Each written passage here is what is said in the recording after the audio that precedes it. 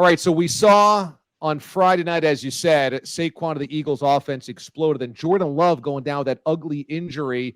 Hopefully he's not out too long. Looks like it might be about a 4-week thing or so. But in terms of the offense we saw from the Eagles, do you think that looking at the Eagles, they are one of the best teams again in football this year? Yeah, yeah. You know that the offensive line is strong. They're really good. They will be good as long as they stay healthy. Now you have an elite running back in Saquon, who now he can project to this Hall of Fame career that I thought he was going to have coming out of Penn State. You got Jalen, who is a good player as well. I'd like to see him be a little bit better. And then you got some all pro type receivers. You got all pro guys, and then you bring in a few other pieces. I know Dallas Goedert. I'm excited to see him back out there. So you have all the weapons. I believe defensively they have a lot of veterans on that team, and they can create some pressure.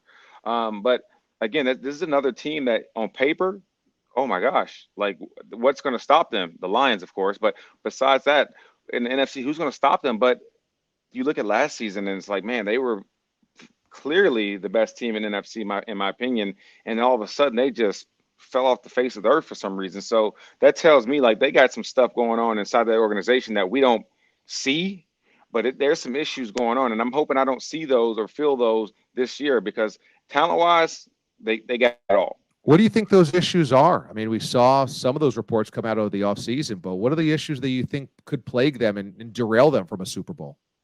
Uh, just accountability. Have accountability. I think it's always going to be top of any team's list. Like, look, you're going to make mistakes, but be accountable and go fix them.